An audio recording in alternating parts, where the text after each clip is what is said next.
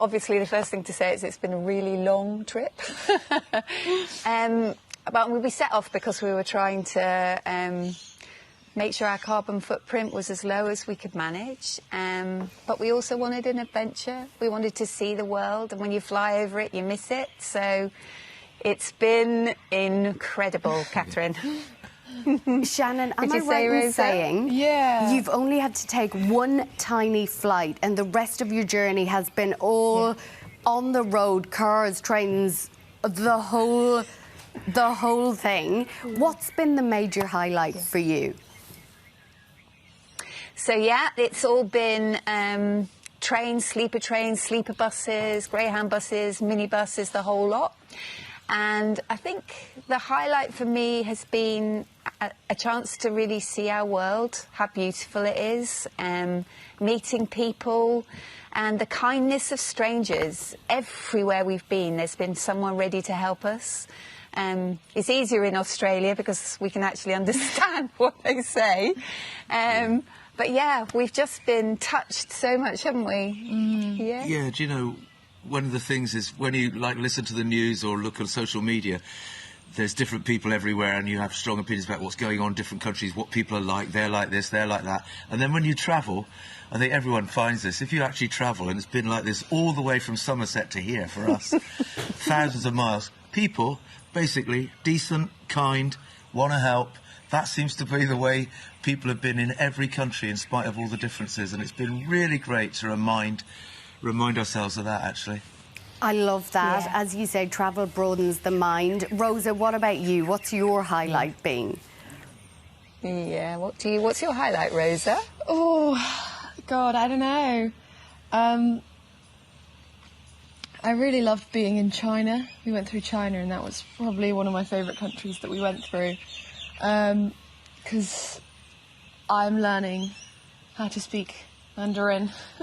And it was really nice to be in a country where I knew at least a little bit of the language. That would have helped. And the people were really nice there. They were really kind to me. Yeah, they were kind to you. Amazing. Shannon, Catherine, we've learned how to say sorry. We've learned how to say sorry, and we've learned how to say thank you in every language of every country we've been through. Shannon, I bet you have. I've asked about the highlights, but I've got to ask you about the low light. What was the most challenging moment? Was there a time where you just thought, why did we even think about doing this? So I'm quite a one for wanting us to walk places. So when we get off long, challenging minibus journeys, I'm like, let's get the rucksacks and go off to the next place.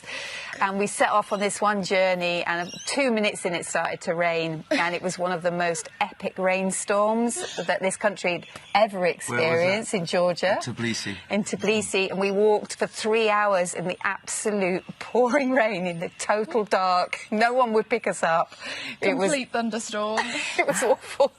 And it was just like the water was, you know, Rising. people will know about this, but it was coming up. It was literally like starting to be a river. So to be ankle length.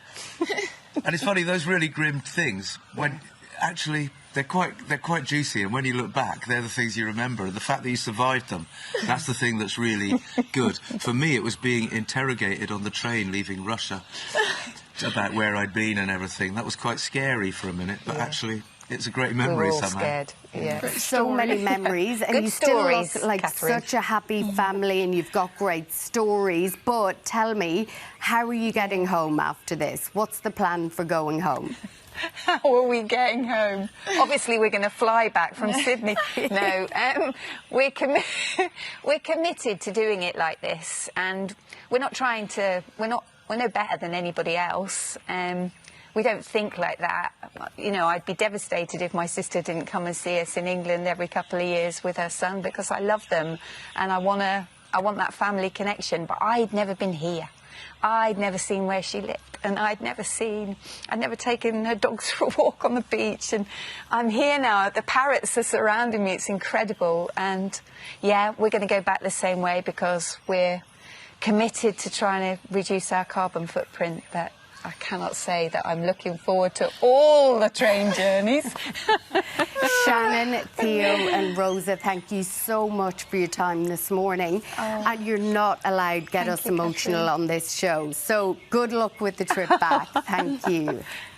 Thank you so much, Catherine.